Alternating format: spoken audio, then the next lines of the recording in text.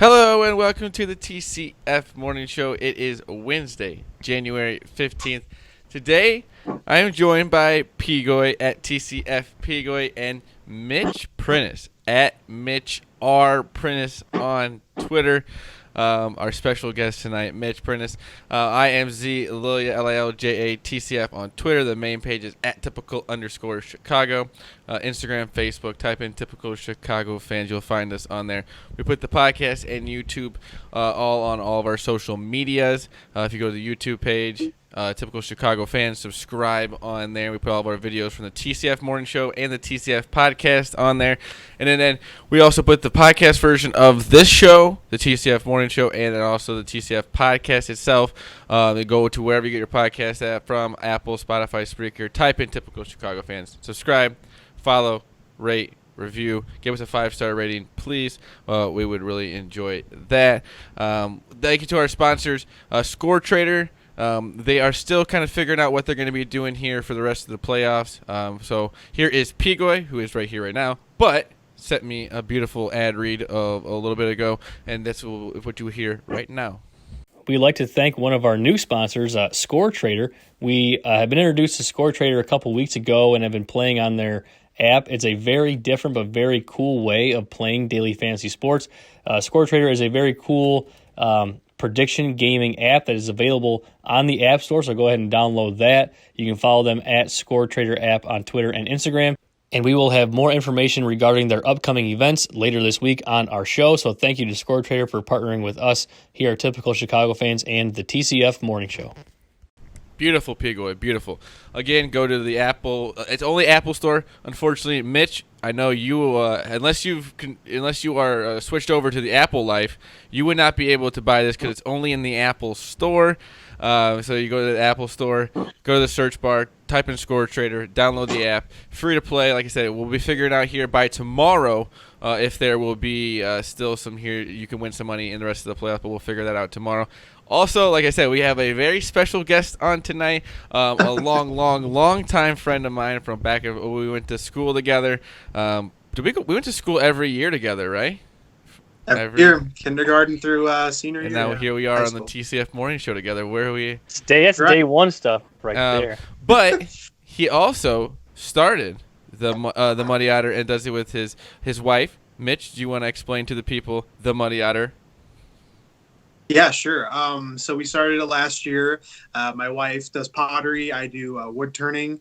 And it's kind of just a small company we started last year, selling goods, doing festivals, all that kind of stuff. We're just coming off Christmas season, which was intense to say the least. And both are kind of easing back into the creative spirit a little bit and getting right back to it. So yeah, if you guys want to check us out, themuddy.otter.com, the Muddy Otter on Instagram, Facebook, come say hey, check out some stuff, and that's about it.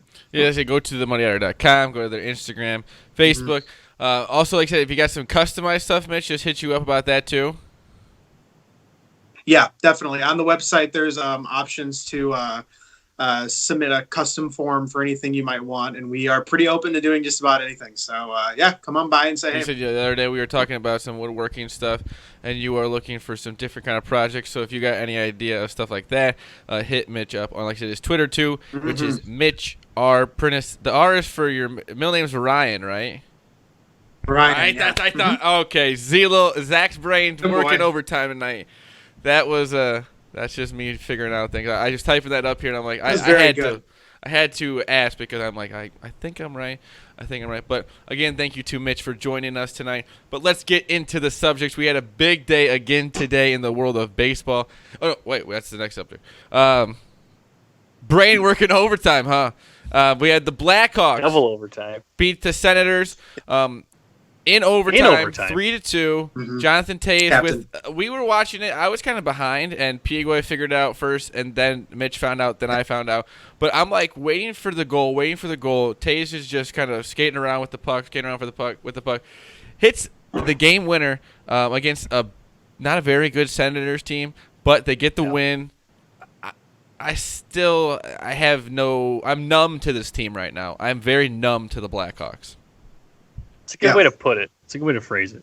I think it's a great way to put it. I mean, because they're just every time they have a 3-game win streak, they then have like a 3-game losing streak. So it's just so hard to be involved with them right now, and it's a little frustrating because they have the talent and they have Kaner.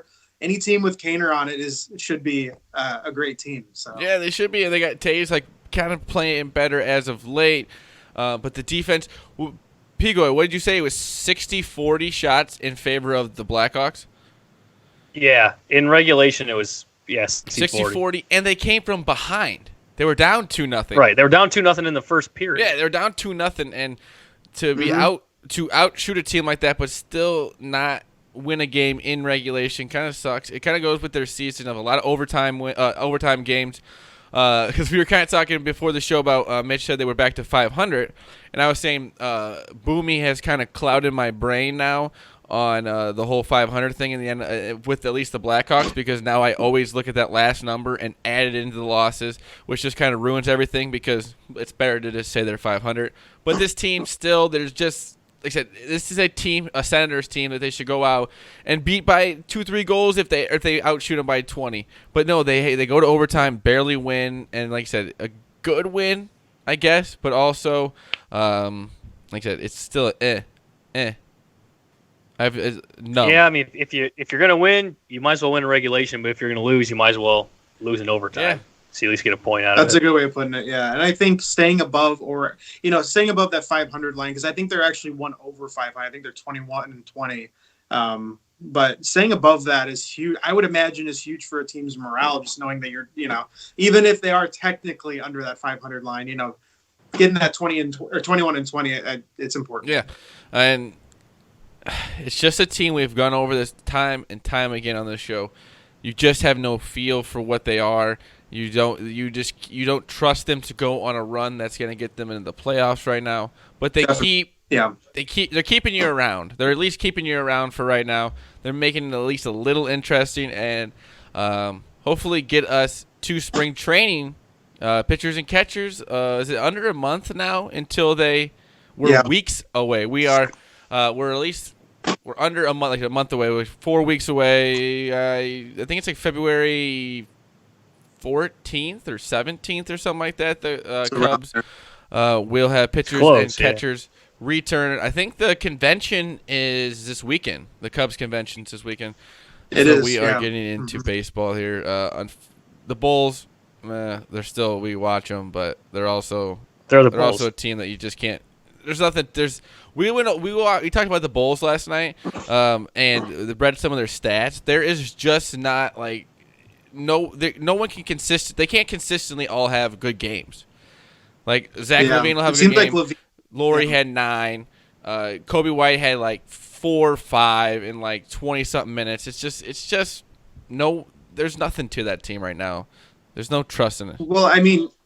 Yeah, definitely, and I think it completely shows with the general complaint is fire the management, fire the coach.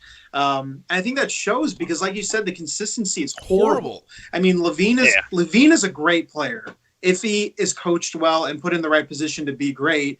I feel like they're mismanaging Kobe White. I feel like Markkanen is a shell of his former self. Dunn is great defensively, but nothing else. It's just like they don't know how to put the team together. No, and they. I don't know. This team is just they were banking on Laurie being good or a lot better this year. He's not, and now they're trying to kind of figure out who could maybe fill that role, and they have nobody. They got nobody. I mean, Zach LaVine, he's not a number one. I like his game. I like the way he's a high flyer. He can get hot. He has 30s and 40s every once in a while, but he's not going to be a leader on a team that's going to win a national NBA championship. But I see nobody on this team that's going to win a national. Dang it, an NBA champion. No, none of these guys are going to win a national championship. Even though he was wearing a Packers uniform. That was unbelievable. To take Sickening. Absolutely sickening. It was disgusting. I mean, to like have him later that week go out and like become a free agent and then kind of get our hopes up. Maybe we get Anthony Davis. And then boom, nope, we're not gonna get Anthony Davis. Yeah, no Like the loyalty. whole city just flipped on him too. It was funny. It It seemed took that way, about yeah. 2 seconds for everyone to see him in an Aaron Rodgers jersey, and all of Chicago They were just just like, nope. came They were like, together nope, and I'm said, "We are mad at Anthony Davis." But he gave us a pretty good reason to be mad about that. But Yeah. let's move on to our next subject. I teased it at the beginning. We got a little baseball talk here for the second day. Alex Cora is out in Boston. He is fired amid the allegation. Well, the punishments coming down for the two coaches yesterday for the Astros, the GM and the head coach. Them getting fired, and now he's also involved in a Boston Red Sox investigation that is ongoing. And once that is done, his punishment will be handed down. Some are talking 5-10 years. Some are talking lifetime ban. They just know that it'll most likely be worse than a 1-year ban. But I don't know. It's been a crazy 2 days. He's out in he's fired in Boston before even his punishment comes down, because I don't know if they just don't want to be a part of it. All players have been said for their testimony, pretty much they got immunity from it. They weren't going to be suspended if they told everything. Is what I heard. That was a David Kaplan thing that I heard this morning. That they were said that if they were going to talk about it, they would not get suspended. That's a big thing for, like, say, Carlos Beltran, who is the new Mets coach, who was a player on that team. If you look back at a lot of the press conferences from the Astros around that time, there was like a smugness to it all. There's one where even Bregman is even out there saying, like, almost hinting at that he knew what pitch was coming. AJ Hinch had gone on some stuff that Twitter was just getting in people's heads, that everyone was just going on about. Hinch was so like, if you know you're cheating, why would you do something like that? Mitch, I'll start off with you. What do you think about Alex Cora being fired before the punishment, and just in general? I think it's pretty obvious to me. The way I heard it was that it was a mutual agreement to separate. I don't think they use the terminology firing. Yeah, because, I think they was. Did they do it? They said fired out. Just that was a parting pretty much ways. same thing as Parting ways, Jason right? Garrett got with the Dallas Right. Cowboys. Well, I mean, I would say that I have two main things to say about it. Firstly, he ain't going to coach a single team. He ain't going to be on another team for any time in the immediate future. Regarding a ban, disregarding a ban, I mean, he's could be for the rest of his life. I don't think anybody's going to want to. Also, the two guys that got fired yesterday too will never. I mean, those guys won't be allowed. They won't be trusted. So their careers are pretty much ruined. Yeah, agreed. And I think my main takeaway from this is that I think this is the MLB working alongside the Red Sox to get this done, to get this event over with in this era of the MLB. They want to have all news stories about this cleared out before spring training, before the opening day, so that they can start off the next season with no scuffs on their report. It's a dark day for MLB, I think, and I think it makes the whole league look bad. It's the darkest day since steroids, and they're kind of the same thing with steroids. Is right when it got really bad in the media, they started suspending people. They started to try and pretend like they flushed it out of baseball right away when it got bad in the media. Yeah, and when the punishments came down yesterday and it got in the media and they saw how everyone reacted, they go, we want to get this over with as soon as possible. Unfortunately, they're going to have to wait. They're going to have to wait until the investigation for the Red Sox is over for Cora to actually get his punishment. But like I can see what you mean by they want him fired. So even before the punishment comes down, they can stop talking about it, because at least he's not in baseball anymore. Yeah, and I mean, go ahead. Oh yeah, that's the thing is, like, you saw what happened with Hinch and the Astros GM. So then, like, I mean, it had to be as worse, if not it's going to be worse for Cora than it was for those two guys. Because that was the precedent right there. It was you guys are fired and you got all the fines and the draft picks and shit like that. But if you're Alex Cora, you're sitting there looking at that and you're like, oh, I'm fucked. You're just you mean absolutely. There was all those memes yesterday of like the people that were like would be like sweating like crazy and being like, this is Alex Cora right now, because you knew, especially because I listened to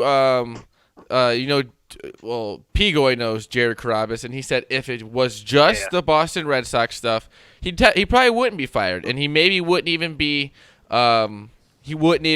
suspended, because the Boston Red Sox, what they did has kind of happened a little bit before in baseball, but being involved in both at the same time. That's a tough. And I think it also goes to Mitch's point of they want the people who were emotionally involved in it and were at the heart of it, they want them gone right away. So that's why they want them fired, and that's why they're giving out the punishments like crazy, making sure that at least for 1 year, the AJ Hinch and the GM won't be there. But I think Alex Cora, like you said, I think all three of them will never be in Major League Baseball again. Oh. No. And it's like, how do you sell yourself back to the league after that too? You don't at all. There's distrust all around. Right. Nobody wants to be associated with that. And I think if you look at the bannings that have happened and what will happen to him, it's going to be within a tight window. I think they're going to let January be the ugly MLB month, so that when February comes around, hey, spring training, it's a new season. Yeah. I mean, if you look at the MLB right now, it's in a good. I mean, disregarding this, it's in a good state. You have a lot of young, better offseason. Last year's offseason was horrible. Guys didn't get signed until a few months in. You waited until the very end to sign Machado and Bryce Harper. It just had a lot more movement, and it's more exciting. And this kind of sucks for baseball. This does, but it keeps the media and the flow of baseball, or keeps baseball in the heart of the media, even when you still have a month until teams even get back together. So for baseball, you're back in the media, maybe not for good stuff, but this is something that's probably best for baseball right now, is just to get this done with before the season starts. Get everything out of the way, so when the season starts, it's kind of like a clean slate. But I have a question that's not really been asked a lot. Do you guys mind that the players kind of got away with everything? Because, yes, I understand you're just kind of going with what's happening in the dugout, but you know what you're doing. You're an adult. You're a professional athlete. You understand what you're doing. Do you think that they got away with something there, or do you think that it's a fine that none of them got punished? I think it's fine. I think it's fine because basically your players are your soldiers. Your managers are your generals. They are going to there's. Let's look at it this way. Let's say that they did know what was going on, and they probably did. How would you even manage fines for that? Do you look at the difference between what one player knew and what another one knew? I mean, it would be impossible. I think it's too logistically difficult. It sucks. Like you said, it just sucks no matter what, because any season involved with this is just tainted now. Like you said, and with steroids, those records have an asterisk by it. But from now on, those two World Series will have an asterisk by it, and you'll never be able to. It's not college sports where you can just take away wins and you can take away championships or anything. Take down banners and all that shit. No, they're going to be there forever. Same. Now that they had the whole cheating thing, even if let's say, they cheated and it wasn't even the reason they won the championship, they were that good to win the championship, it doesn't matter. Now that whenever you put the word cheating in something in sports, it just will always be talked about like that. Especially with them punishment coming down, that just validates everything. It validates what they did. Well, that's the thing. It's damn sure the reason they got the top seed in the American League those 2 years and got a first round bye and got to host the World Series. I do think that the next 2 years they're not going to have their first and second round pick, and that's where the Astros are best. They are good. That's where they got a lot of their players from, is the first and second rounds of the draft, and I think that will start to maybe show, not now, but in the next 5 to 10 years, maybe not 10 years, maybe 5 to 6 years. These next 2 years will show where that you're not going to be able to get the best talent, especially if you're not good. And I think they'll still be good because I think they're a good team. But they will be. But and to Mitch's point, real quick, I agree too. If you're a player, it's an order. You just take it and you just do what you're asked to do. Because you kind of think that the players maybe thought that they weren't going to be on the chopping block regardless because they're just taking order from their GM or their manager, so they're just doing it. So Yeah. I don't feel bad for the players not getting immunity because at the end of the day, if they get immunity, then there's nothing to hide and they'll just tell you whatever you want to know. Like I said, it should be so hard to punish everybody. Like, what are you gonna do? You can't. Yeah, because who knew what exactly and all that other stuff. Like, only punish the guys who were hitting because they were the guys getting the calls. Like, where would you even start with that? So I think that's kind of why they put the, they won't get in trouble if they say what's going on. But I think that was maybe going to be the thing the whole time. Let's stick in baseball here. Some Twins some White Sox fans will not be happy about this, but Twins fans will.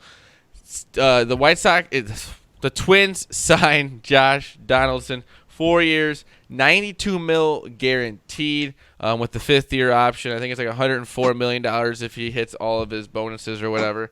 This is a big signing for the Twins. A big signing for the Twins because it solidifies a guy at third base. And will he be playing third base? They don't have a. Yeah, I think so. Yeah, and yeah. That lineup is scary. I mean, That lineup hit the most home runs in baseball history last year, and they are adding Josh Donaldson. Yeah, their pitching. We'll see what their pitching does once the season starts. But that lineup will be scary, and it has proved. I think after this signing, they are now. I would have to say they're now the front runners in the division. It's an interesting signing too because he's a little bit older. He's 34. 34. And in a youthful league, he's kind of an anomaly. I was actually pretty surprised from the get-go on this offseason how much pull he was getting from, just how much news was surrounding where he was going to go. It's an interesting bit of news, and it's kind of exciting. I don't know. The Twins are going to be fun. I don't really care about them that much, but as a Cubs fan, but I'm glad that I don't have to care about them because they're kind of scary. So I'm looking at his baseball reference page and right now, and you got to think like without him on the Twins, the White Sox had a really good projection to be competitive and if not win that division. Josh Donaldson is a 44.8 win player in his career in 9 seasons. And he's got that in Toronto. He was there for 4 years and had a 21 WAR, and then in Oakland he had 4 years and he was a 16 win player. So he's like, wow. I mean, he's damn good. We all know he's good, but he's damn good. He seems like he's got maybe young energy. He seems like he's always excited to play baseball. He's kind of got that Nick Castellanos kind of feel to him, that he's always just loves to go play baseball. Business-like approach to it. Yeah, speaking of that, I would love for the Cubs to sign him any day now. Yes, any day please. now that you want to sign him, I would be. I thought they were going to sign him on my birthday, but they didn't. So that was disappointing, but yeah. This is a big signing for the Twins. Like I said, it makes their lineup even scarier to see. Like a team that hit the most home runs in baseball history last year. Some would say maybe because the baseballs were a little juiced, but juicy. But I think they were a little bit. Yeah. Other than that, like I think the White Sox will compete in this division, but the division got a lot better. And now I wouldn't say a lot better. They got better. It didn't get a lot. I wouldn't say Josh Donaldson's a lot better now that he's 34 later in his career, but he will add to that lineup, just a good lineup in general. Cubs off-season talk. And this is for our special guest tonight who has, I'm guessing, been thinking about this for months in his head, this little rant he's about to go on. Mitch, go ahead. I don't know how much of a rant it is. It's just kind of generally kind of looking at what they've done this offseason, and it's very interesting, I think. Interesting because they really haven't gotten anything done, and I think I'm kind of just curious what that really means for them. The move that we just talked about is actually kind of interesting for the Cubs too, because now you got to wonder, the Braves were a big team that everybody was wondering if they were going to pick up Bryant, and everything surrounding the Cubs right now is just smoke and mirrors. I mean, I have no idea what they're going to do. They've been picking up a lot of minor league signings, a lot of low cost, high reward kind of signings, which is fine, but I can't, the Castellanos thing drives me insane. It drives me absolutely insane, but I get it too, because I saw something today I think it was like in the upwards of 50 million that the Cubs have invested into between Hayward, Chat, and Kimbrel. Like that is Yeah. crazy. Yeah, Crazy. we forget That's that bad, but we're that's still also paying really Kimbrel bad. for the next 2 years. And honestly, I don't really mind the Kimbrel signing. I think he'll be it back sucked when he gets healthy. I think he'll be better next year, Mhm. and it'll be nice to Absolutely. at least go into the season with a guy that we think can be our closer. Hopefully. Absolutely. I mean, if you look at last year, it's so funny to me because there's so like a lot of the Cubs fandom is like sinking ship, abandon it now. Nothing's going right this offseason, but last season wasn't even that bad. I mean, it was No, because we didn't we make lost. you know, People forget we didn't have Javi Baez at the end of the season. People forget that. right. And if you look at how many games that, let's say that we would have had Kimbrel from the start, a fresh, actively trained Kimbrel, how many games have we lost Off-season with because the of the team, lack or at of least a a spring closer? training with the team. Mm-hmm. So I don't have any reason to not be confident that they're going to win games this year. I mean, they still have a lot of that World Series core. They're missing some of it. I would love to see Castellanos back. It totally bums me out even thinking about him as a Texas Ranger or wherever else that he might go. He's such a good clubhouse guy. And he's, a good batter too. His defense is questionable, but whatever. I'll take it. The Nolan Arenado stuff is pretty fun, I got to say.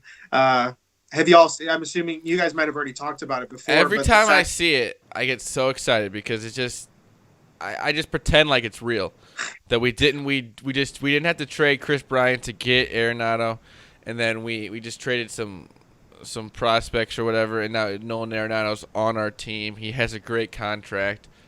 It's a dream. It's a dream that I wish was reality, which would be beautiful, but it's a lot of talking, a lot of rumors. Yeah. Nothing has, like I said, I don't know if they signed a major league contract this year yet. Like, I don't know. No, they're at zero. Because everything just, I've seen contracts where it's like if they make the major league roster, they make this, but if they make the minor league roster, they get this. So that's not a real contract. I like the Tony Kemp trade the other day. I Yeah. thought that was probably one of their better, which is sad. But I wanted to, just kind of a think piece, I wanted to pose to both of you because it was something I was thinking about earlier today, and maybe it doesn't have any legs, but I just wanted to pose it. If you've been following the Arenado news, one of the big teams, if not the biggest team on his tail, is the Cardinals. Yeah, I've seen that too. Yeah, I have too.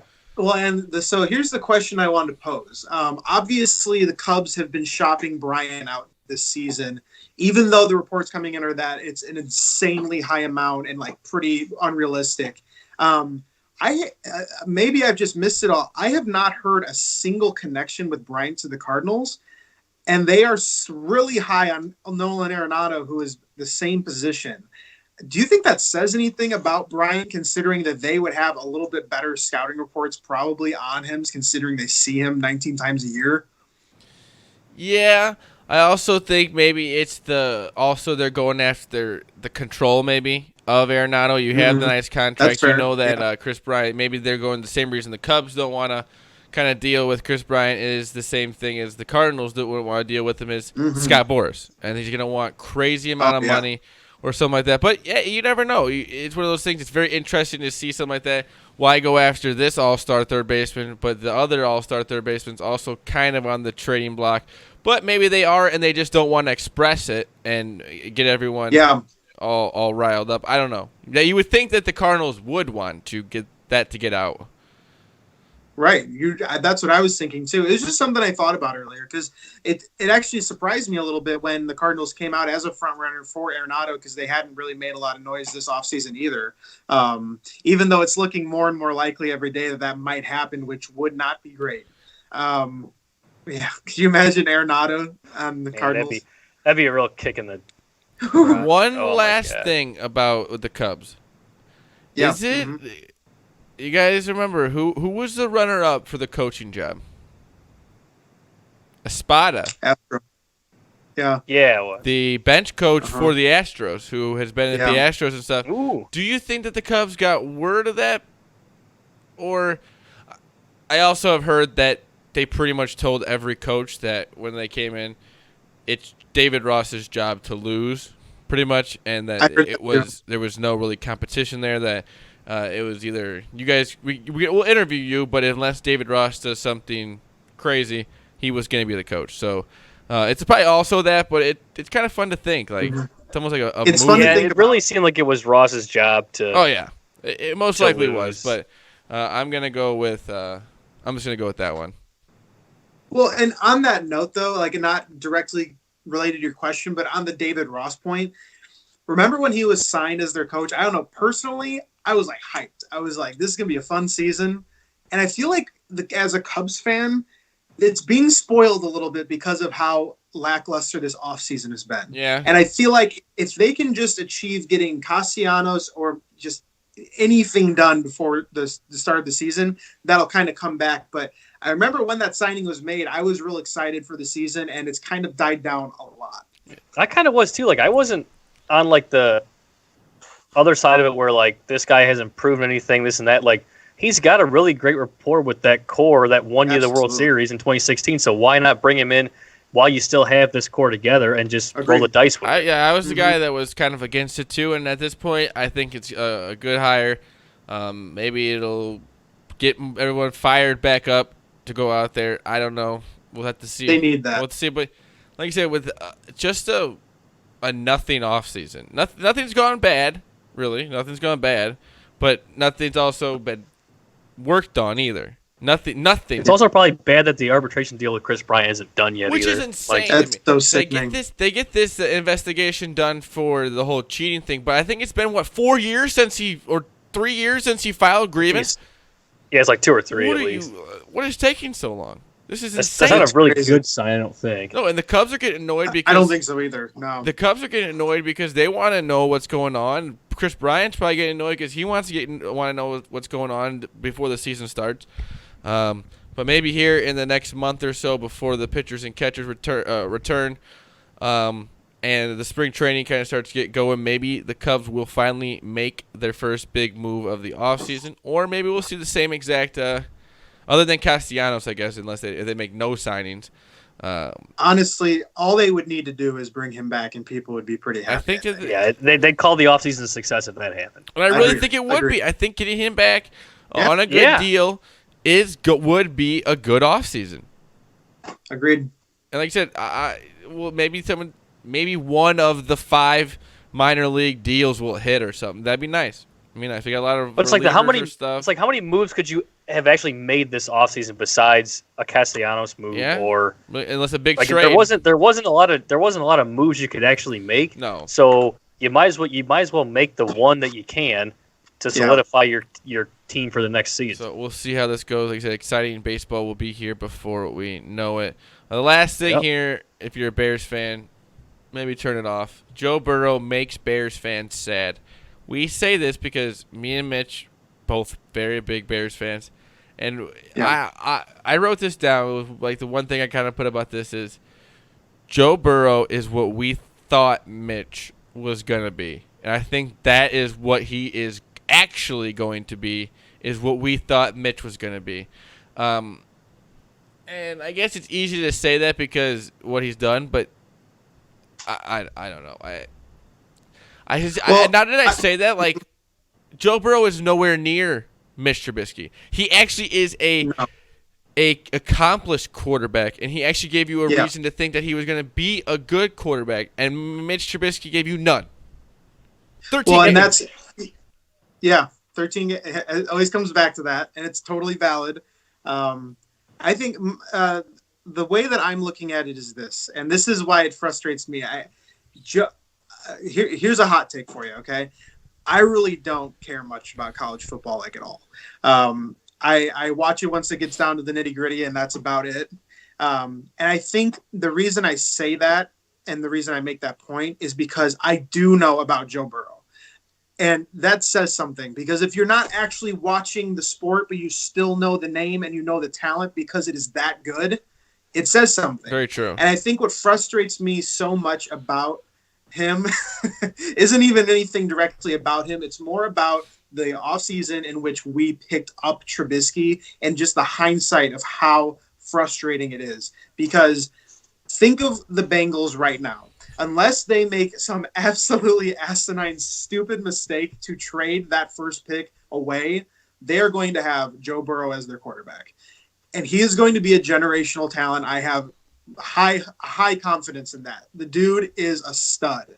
And the thing that frustrates me is that when you look at the offseason where the Bears picked Trubisky, I would be happy if y'all want to disagree with this because I didn't follow it as much as everybody else. I don't feel like there was a clear-cut choice between Ski Watson and Mahomes, like a universally agreed upon choice as to which of the three was the best. The Bears kind of had to pick their man. Pace loved Trubisky. It didn't work out, as we all know. I feel like if you were in the draft this season and you were in the position that the Bears were in that season where they had that opportunity to pick the best quarterback out of the crop, you would have a generational quarterback no matter what because he is that obviously good. It's frustrating because the Bengals are going to walk away and they're going to have something really fun to look forward to, and I think their fans should be really excited. The only place I'll disagree with you is, though, I think Watson was the clear better quarterback. I would say Watson. Especially with the whole Mahomes thing when they came to Chicago, he got picked 10 behind Trubisky or whatever. Mahomes was not on the radar like Deshaun Watson was. Deshaun Watson had won national championships. He is a proven, really good quarterback at an amazing college. And like I said, I always go away from the Mahomes one, but the Watson one is the one that always kind of makes me mad. Is like, what did you not see in him? What did you not see in him to want to pick him over Trubisky?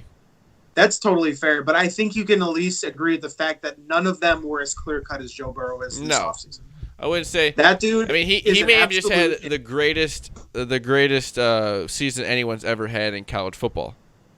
And if you're a Bengals fan, you just got to be. I mean, you just got to be counting down the days until he is your quarterback, and you get to watch him grow as an athlete and as an NFL quarterback. And who knows what's going to go? I mean, he could suck. Who knows? What we said with Mitch Trubisky, 13 games. Joe Burrow is 23. He went different colleges, kind of got to LSU in a little bit of a different way than most Heisman quarterbacks would. Yeah. But that's why I think that I like him more than anyone because he is proven. He's had rough times with football, and he has gotten back with it. He has won a Heisman Trophy. He's won a national championship despite having some issues at the beginning and getting over that stuff and proving that he is more mentally tough than that. I mean, I think that is more of mentally tough is a good way of putting it's just more of like a reason to pick somebody than them just going out and maybe even having the best season. It's you went from where you were to where you are now, and I think that's something that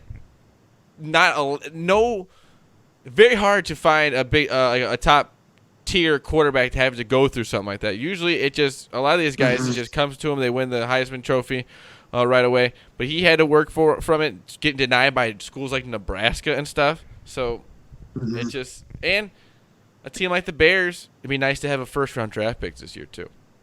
Yes, it would. Nice to have a first-round draft pick, Yes, it would. I like Mac though. And it's one of those things, like you say to Joe Burrow, as much as you like Trevor Lawrence, he's no Joe Burrow. No. But he's also 3 years younger than Joe Burrow. He has a lot of time to get better, develop and stuff. But I still don't. You just don't see that instinct in him. I mean, Joe Burrow. I mean, some of those dimes he was throwing last night were insane. I know. Insane. Just a great season by LSU. It was a really fun season to follow because they're such a likable team. So it was cool to see him. With Coach O being so likable. Yeah, saying he's gonna go. It was cool to see him cap it off. He's gonna go eat a ham sandwich after that. That's all he wanted was a ham sandwich and hang out with his family. But sadly, college football is over with now. So we only have 2 Sundays left in the NFL season. 3 more NFL games. 3 more NFL games. So 3 because you have championship week and then Pro Bowl. Well, yeah, we forgot Pro Bowl. Forgot the Pro Bowl. We got 3.5 NFL games. Yeah. Yeah. Right. We got anything post show? Oh, we were talking about we have bet on the ponies, the horses on this show, and we were talking about how Mitch's grandpa owned 2016 Illinois best performing horse. Yeah, I don't know the year exactly. I want to say 16. It might have been 13. I really don't know. But yeah, my grandpa was a pretty long term racehorse. Let's see, what's the Trainer? word? Trainer. Yeah. For much of my young life, in fact, my very first job ever Oh, yeah. was cleaning. I remember that. Cleaning You horse were a fan of stables in that. Paw Paw, Illinois. Yeah, it was a horrible job. But it was I mean, I got to watch him train multiple horses. The one before that was very winning was Delectable. That horse won a lot, and then Delectables had a horse as well, like a lineage that also did well. But yeah, Fort Silky was his breadwinner. And one year was the top winning horse, and I don't know if it's like a division or a class or what it is. I didn't follow horse racing too closely, but yeah, Fort Silky. Look up the name. We just looked it up, and it was like the Kankakee or Kewanee, Illinois horse. Won of a the bunch year of or something. races. Won a bunch of races. So Yes, and won my grandpa a lot of money that he would then go to throw away at the casino. that's how it's done though. That's how it's done. That's the best way to do it, I think. Yeah. That just sounds like such a thrill to own a horse that's like winning all the time. That's like a dream of mine. It's an absolute dream of mine. Yeah. When I was young, I got to go with him to what are the Arlington? Maywood. Oh, Maywood. Maywood was where I went to quite a bit, and Yeah, I think it's got to see the behind the scenes of like the prep and all that, and then he taught me how to bet on horses, and it was a good time. That is fun. Yeah. That is fun. Yeah. That, like you said, Pigoy over there, that's our horse guy. He loves horses. Loves betting horses. Oh, really? Hanging out with horses. He likes hanging out with them, too. Yeah. It can be a little addicting. Oh, it's a rush, man. It's fun. My! We were betting on some just like horses over like in Australia at 1:00 in the morning, and we were going That's just a thrill. Like especially to actually own the horse going in the race would even be more exciting. Listen, like think about like the rush that we get just betting them from our computers. Like think about actually being there with the horse you own, like coming down the stretch. The value of the horse is just going up more and more and more. Oh my gosh, that'd be sick. I was at a race once where he won, and then we got to go in the winner's circle and take like a photo and everything. It was a lot of fun. Yeah, it was a really cool time. Yeah. Dang, that makes me want to buy. Like I can't. I don't think I could train a horse, but maybe your grandpa could teach me the ways, and I could train a horse. Maybe so. You can reopen the Paw barn because right now it's nothing. Nothing. It's there's no horses in there right now. No. Oh, we need a TCF horse. Yeah, there you go. We'll train it. We'll go to Arlington. We'll go all over. That would be a dream of mine. We'll have to keep that going. We can call the horse Muddy Otter. Yeah. Yeah, that'd be cool. A lot of people would be probably pretty confused by that, but that's a good horse name. That's a good horse name. Yeah. Muddy Otter is a good horse name. They get quite muddy, so that's fair. Yeah. Yeah. I'll just take the royalties on all the naming merchandise we absolutely put out. Yeah, man. That makes me want to go buy a horse like tomorrow. Start training. We'll start training tomorrow. I think your grandpa would like it. I think your grandpa would be excited to get back in the.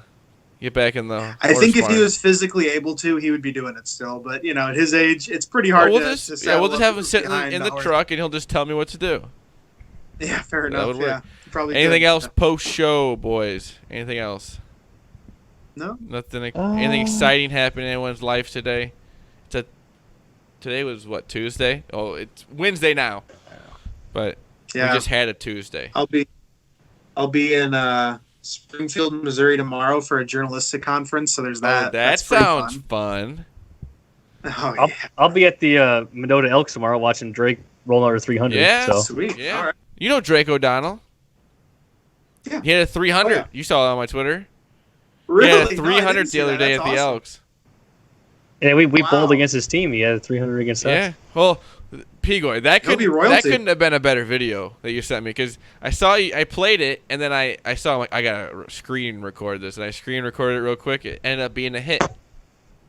So what was cool was we were the last two teams that were on the lane, so there was nobody else on the lanes, and he was the last bowler in the last game on the lane. So he had all the lanes all to himself, and just him up there throwing the last ball. The video you sent to me get to to is 300. perfect because you got the Tiger Woods fist pump in Got there. the fist pump. And Yeah. that was perfect. No, it was just the theatrics were just everything timed out perfect. Perfect.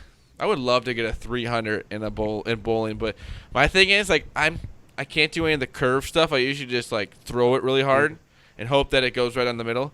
So if I get like 3 or 4 in a row, it's just kind of luck. So there's really nothing to it. So Here's a question for you. What would you want more, a hole in one or a 300? hole in one. 300. Hole in 300. one. Oh, hole really? in one. That is something I want so bad. Yeah. I want a But hole in one. that's just first. because I'm more of a I would say golf. it's because I golf a lot, and not having Right. I need it. But I also need I it would to be just with say people. that- I need to make sure that people are there and see me make the hole in one because That's I fair. don't. I'm always afraid that I like golf. This summer I've kind of golfed more by myself, and I'm afraid that's when it's gonna happen. I'm really afraid that's when that's gonna happen. I almost skip par threes. You know what? I'm gonna pull that tomorrow if I think about it. I'll pull that and see what the masses would. Yeah, we'll pull rather that. have. That's a good one. I guess Yeah, I it'd would be say more. the only reason I'd go 300 is just with the hole in one. It's like a singular moment of excellence. It's like this really pure single moment of excellence. Whereas like a 300 is like this. You have to do so many things in a row excellent that I don't know. I feel like it's a little more difficult, but maybe not. I don't know. And it'll show, do more people golf or bowl? I think more people bowl. Casually, probably. Actually, I don't know. That's a I good think it's question. bowling. Yeah, I we'll would see. We'll see what we get out of it tomorrow. I'll Yeah. put it up tomorrow. We'll have to pull that in Today. the morning. Yeah. That's always a tough thing to do here. Mitch, Yeah. we always forget that this is a morning show, but We got record- to time travel when we're Yeah, talking about. Yeah, this we stuff. record this at 5:30 a.m.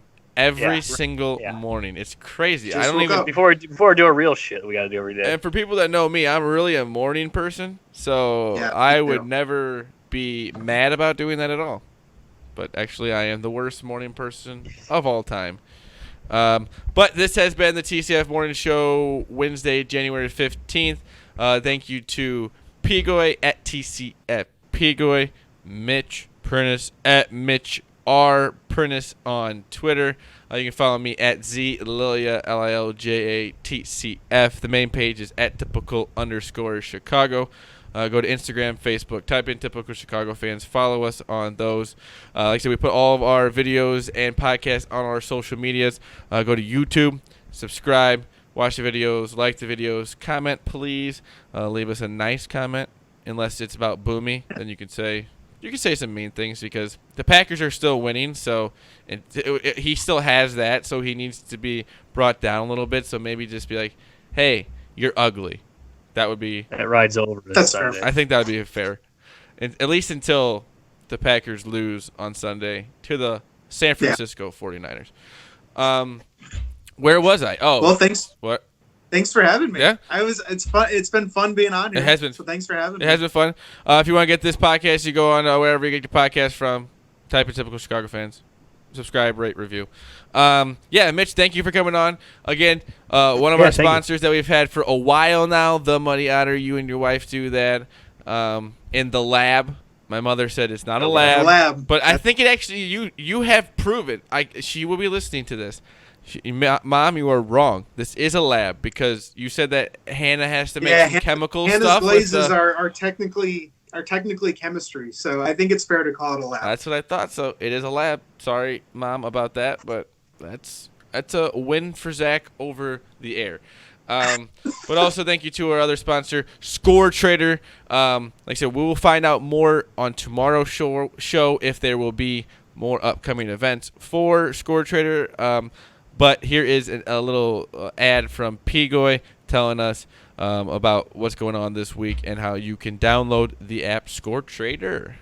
We'd like to thank one of our new sponsors, Score Trader. We have been introduced to Score Trader a couple weeks ago and have been playing on their app. It's a very different but very cool way of playing daily fantasy sports. Score Trader is a very cool prediction gaming app that is available on the App Store, so go ahead and download that. You can follow them at Score Trader app on Twitter and Instagram. And we will have more information regarding their upcoming events later this week on our show. So thank you to Score Trader for partnering with us here at Typical Chicago Fans and the TCF Morning Show. Thank you, Pigoy, for that beautiful ad read. Go to all their social media, too. They have Instagram, Facebook, Twitter. Find Score Trader on there. And also go to the Apple Store. Like I said, unfortunately, it's just the Apple Store for now.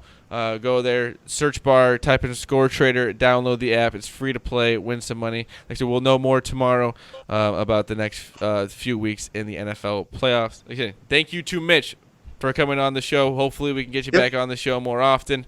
Definitely. We always love guests on the show, or maybe turn not into a guest, maybe turn it into a regular. We would like to add to the rotation, like the Cubs rotation this upcoming year. We got a hot rotation. Lit. It's lit. It's lit out here. Again, thank you to Pigoy, Mitch. I am Zach. This has been the TCF Morning Show, January 15th. Oh, Wednesday, January 15th. We love you all. See you.